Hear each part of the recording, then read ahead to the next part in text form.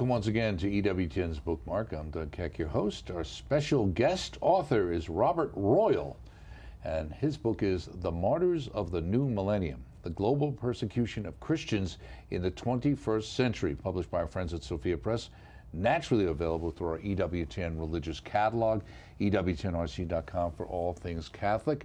Always great to be with you in person, see you all the time when you're on with Ray on the world over, with Father Murray especially, and you were on with Father Mitch not that long ago, talking about this. One of the things that struck me about this book and why I think it'll be so successful, and has been successful, is because nobody's really talking about what's going on. Who are these martyrs of the new millennium?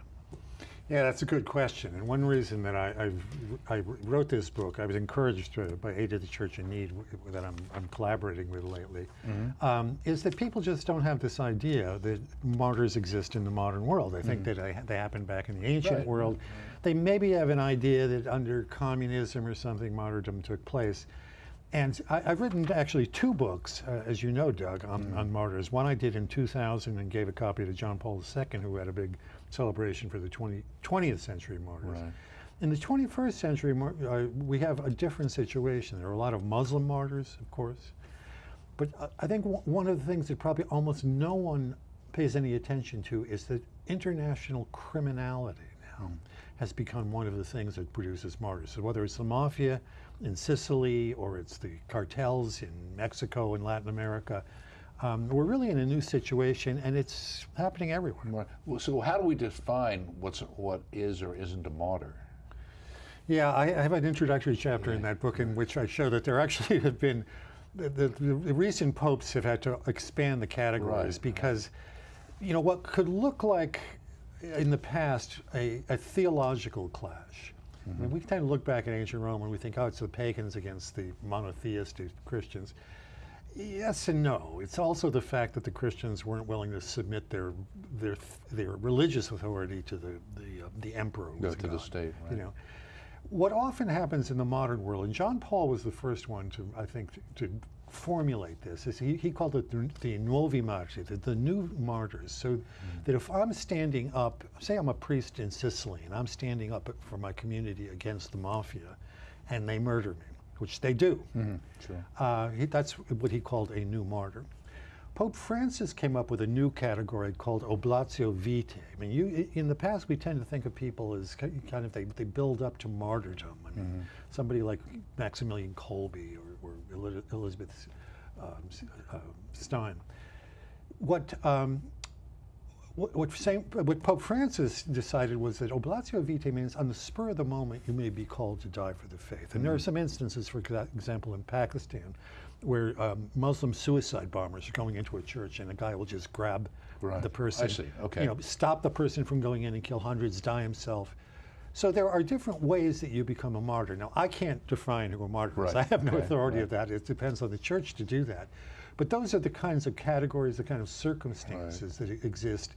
And it's worth thinking about that because it happens a lot that if you stand up for the faith, you may not be a red martyr, you might be a white martyr, which means you pay a price for it, but you don't die. Yeah, Mother talked a lot about white martyrdom coming.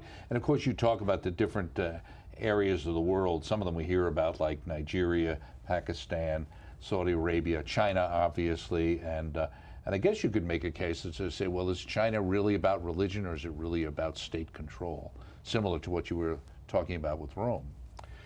Yeah, well, see, there is one of those places where the two begin to interpenetrate, because if you are in the underground church, say, the underground, as you know, there's an official church, a patriotic church, that is sanctioned by the communist regime, and then there's the underground church, which is loyal to Rome.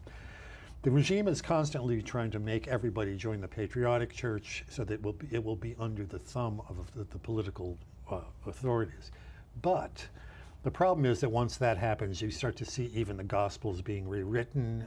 You see pictures of the President Xi rather than of saints and martyrs in the churches. So it really is a heroic act and a holy act to stand up in those political circumstances, because you can be killed, you can be sent away to a prison camp, you can be brainwashed, or you can just be suppressed and told you can't go to church. Right. One of the ones, and to jump back into this, was that struck me in reading the book and became aware of. In India, 70 720 attacks or other incidents of persecution against Christians reported in 2023, up from 599 the previous year. That's one of the countries where you kind of understand Islam. There seems to be some issues. Obviously, authoritarian governments want control over people. But when you're dealing with India and Hinduism, why is there a problem with Christianity there? Yeah. Well, I think that's one of the places, again, where there's an intersection between politics and religion, because there is a nationalist Hindu party in India, which is in power, and they don't like. It isn't as if they have an official policy of persecuting Christians, but some of the more radical elements in that party will, in certain areas, persecute Christians, attack them. I mean, we're used to Muslim attacks in places like Nigeria, but it also happens there where they feel, I think underneath it all is they feel like the Christianity is the West, and they're trying to preserve their own identity against the West. And one of the ways to do that is through Christians who may have been living in India for centuries and maybe even more than a millennium, but they just regard it as a kind of a cultural threat to them. So can you be martyred because you're a cultural threat? I think if you're standing up for Christ and you're doing it in public, yes. Right, I could almost see where, there's kind of being Hindu means you support the state of India, almost like what happened to some degree in England, where if you were a Catholic, you were seen then from a perspective of not supporting the state. And so hence you were a threat. You mentioned your earlier book, and in the introduction you say, some readers of my earlier volume objected that it focused too much on victims of communism while paying less attention to those produced by right-wing authoritarians and the security state. So what's your answer to that? Well, it's just numbers. Numbers don't tell us everything. I mean, holiness and heroism cannot be measured by numbers. But just in terms of, you did have security states in Chile, in other places, but if you look at, communism is systematic repression of a people. And one of the very first things that Karl Marx taught in his theory is that you have to suppress religion, because religion, he thought, was an illusion, number one. But two, it prevented people from taking the political struggle as the be-all in human life. And so if you're not going to allow there to be any other authority than what the Communist Party tells you is going to be good for humanity, well, then you can't tolerate Christianity. Christianity is always going to say that no regime, not the United States, not China, not England, not Russia, is the kingdom of God on earth. So we're always going to be in some degree of conflict with the regime. In a place like America, where we're pluralistic, we all tolerate one another. In a place where the government is the source of authority and what's right and wrong, they're not going to tolerate it. Well, it's interesting, too, in reading the book, and there's this push many times. We see these things going on, and the media constantly says, yeah, but it's on both sides, or it's always the same. And again, you hear, so-and-so's a Nazi, so-and-so's Adolf Hitler. You very seldom hear anybody called Joe Stalin. That's one of the interesting things, that the crimes of communism have never been properly examined and then prosecuted. There was a very interesting book. I did a previous book on the Martyrs of the year 2000, and there's a book that you can still buy. It's called The Black Book of Communism. And it goes country by country what actually happened. Now, we know what happened in fascism. We know what happened in Nazism because people looked at it. We had trials of the Nazi leadership at Nuremberg, and there was an attempt to kind of denazify a place like Germany. Places like Russia, and I go to Eastern Europe every year. We went on a program in Eastern Europe, and the people there tell me that pretty much the nomenclatura was left in place. They never paid any price for the crimes they committed against the people. So it's an interesting asymmetry. And the same thing is still going on in China right now. China is a communist state. It's found some way to find this formula that their economy is dynamic. They're not killing the economy the way most communists have in the past. But their repressive apparatus is just as strong as ever. Of course, they also say that many times they're lying about their GDP, and also there's been some who claim that lying about actually what their population is. Yeah, I think that's quite true too. That so it's also interesting. You say, after having overcome fascism, Nazism, and Stalinism, the world now, and this is from Salman Rushdie, or is this your comment, about the world now faces a totalitarian global threat from Islam. Yeah. Well, that's the difference that I found between the two books. In 2000, we were looking back at the 20th century, and you had these large totalitarian regimes that we now, we regard them as monstrous. Salman Rushdie wrote a book called The Satanic Verses back in the 1980s, and I remember I reviewed it when it came out. And there are a couple of verses in the Quran in which Muhammad seems to allow people to worship goddesses. In other words, there's a polytheism just temporarily so he can kind of gain control and whatnot. And it's an embarrassment to the Muslims because they like to think of themselves as pure monotheists. And they're actually called the Satanic Verses. So Salman Rushdie wrote a kind of magical realism. It's not a realistic novel, but a magical realism novel about that. And he was declared unclean, and a fatwa was issued against him by the Ayatollah Khomeini, who was the original Ayatollah in Iran. Well, it took 30, 40 years, and he was finally stabbed. He lost one eye in Chautauqua, New York.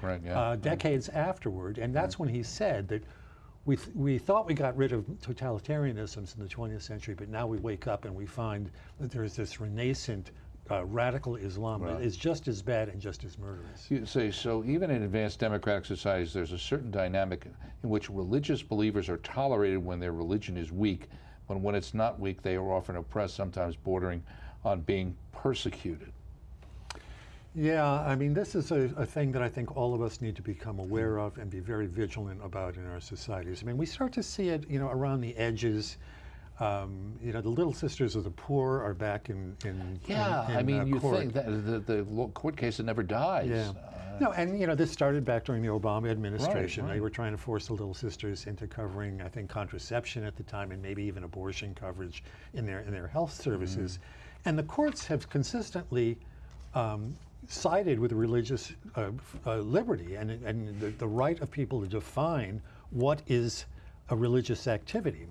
Archbishop Corleone has recently been objecting in Washington. I live outside of Washington, and he was very forceful in coming forth and saying that California is trying to force a hospital in California to make abortion available. Catholic hospital, right. Yeah. And so, that looks like it's just around the edges. But once the state starts to tell you, well, yeah, you're a hospital, but you have to do this or you can't do that.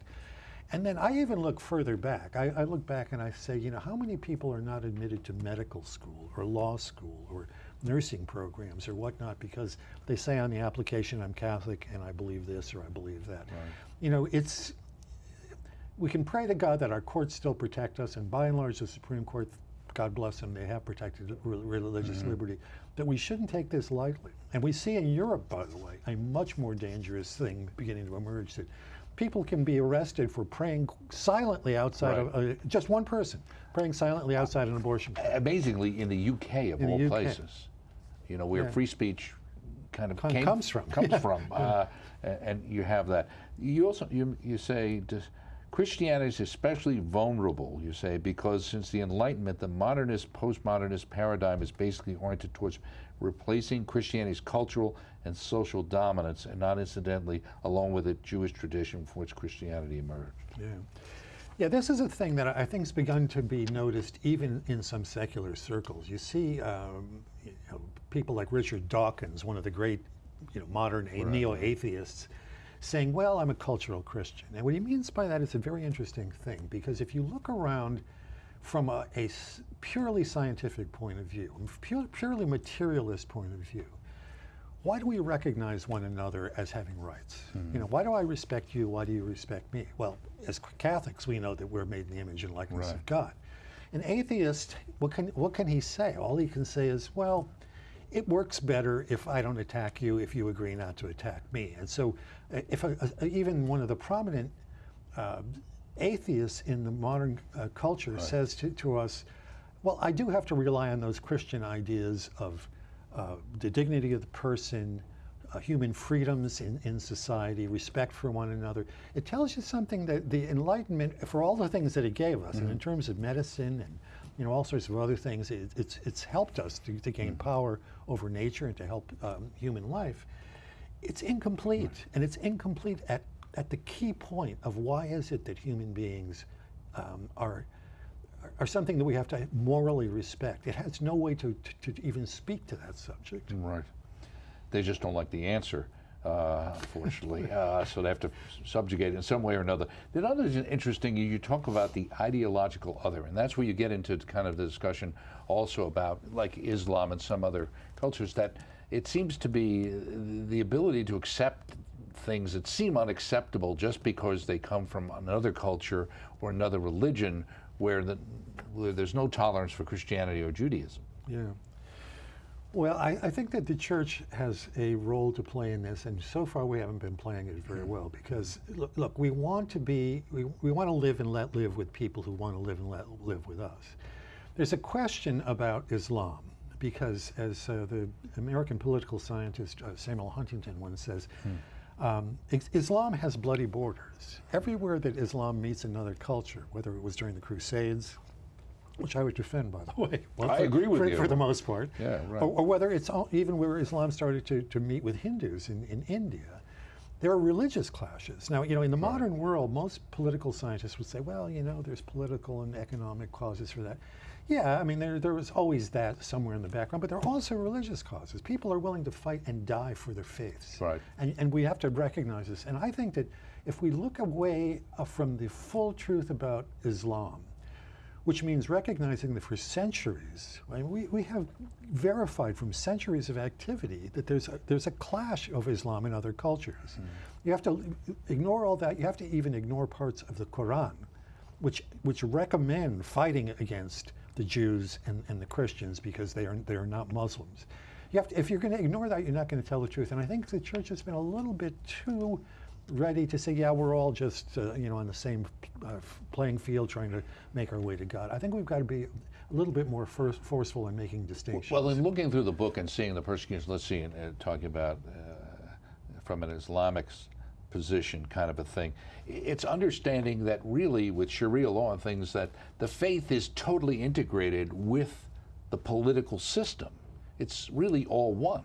Yeah. I remember I was sitting in a French cafe in Turkey in the year 2000. I was giving a lecture in Turkey, and I was with my guide and his girlfriend. And his girlfriend at the time might have become the next prime minister of Turkey if Turkey had not gone sort of Islamist again. Right. And we were talking about religions, and they were very open to talk about Christianity. And I mentioned to them Caesar's coin, about how on the one hand, there's, whose image is there? Caesar. Well, render to Caesar what's Caesar's. And I remember how shocked I was when I looked at them, and they had this look on their faces, and they said to me, "That's in your Bible?"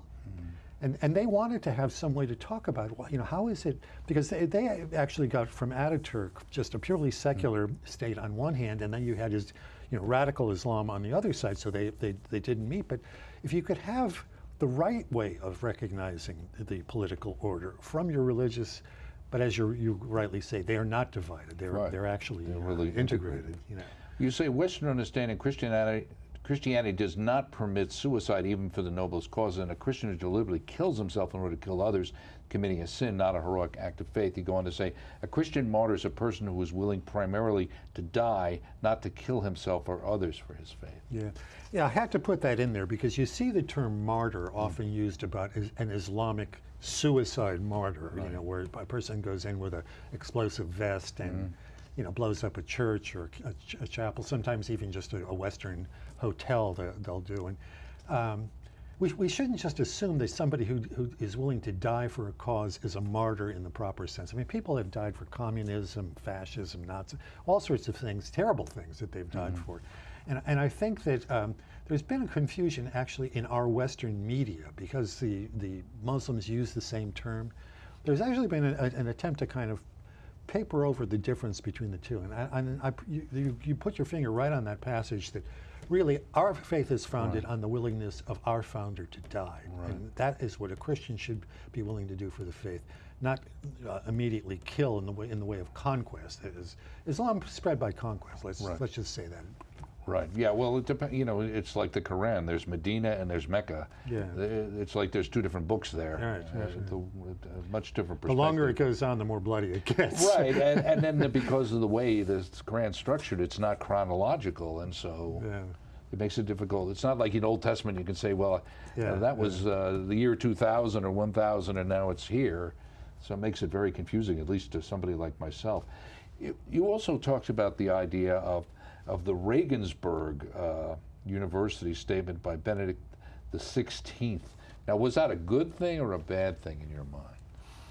Well, it was a good thing in that what the Pope was trying to say then was that we need to have the faith to help correct the errors of reason. And there needs to be a kind of a mutual fertilizing back and forth between faith and reason. That's the ideal, that faith asks reason to look farther, reason asks the faith to look more in depth and with more specificity.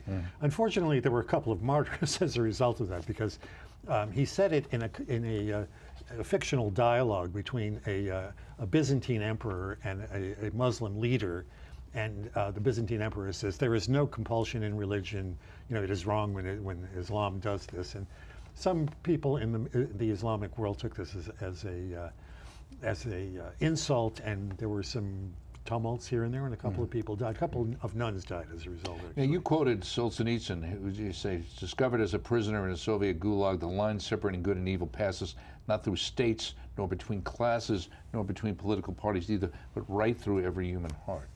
Yeah, I think that's our Christian faith. We don't condemn or absolve people on the basis of groups. I mean, I think it's all too unfortunate in the West now. It's because we don't think clearly enough. We used to teach ourselves to think clearly. I mean, if you want to condemn all white men, well, I may be a terrible person, you may be a saint. We can't condemn all white men or all Americans or all Europeans. But yet we've kind of gotten into this group guilt idea, rather than the fact that you can be a wonderful person. You can be a terrible person and then reform your life. I mean, human life is much richer than the kinds of things that we typically resort to when we try to make judgments about people. Yeah, you would think, based on our Lord, the way Jesus taught, you weren't responsible for what your father did. You weren't responsible for what your clan did, and you were responsible for the things that you did. And this idea that just because you're a part of a particular group, and it seems we have this kind of idea of racism these days that, at least it put forward, is that you can't be racist if you don't have power. If you're not the oppressor, you can't possibly be racist. And that's ridiculous. And people are saying, well, this particular race, they're all bad or they're all evil. Well, you're certainly bigoted. You're certainly prejudiced, even if you want to argue over the term racism. Right. Yes. I mean, look, there are racist whites in the United States, but there are racist blacks in the United States. There are racist Asians in the United States. I mean, the sinfulness and holiness are universal. They touch every single human being. Yeah, well, the original sin means that you always want to find somebody lower than yourself that you can feel better about, one way or the other, And you talk about what happened in all the different, Mexico, Latin America. So where would you think the biggest problem is right now? Is it Africa? Where is it?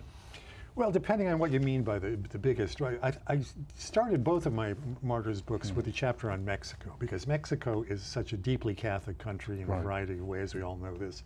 But yet Mexico had one of the first socialist regimes, and during the war, the out-and-out war of their regime on the church in the earlier part of the 20th century, hundreds of thousands of people died, bishops, priests, etc. I mean, there have been novels written about this and many books.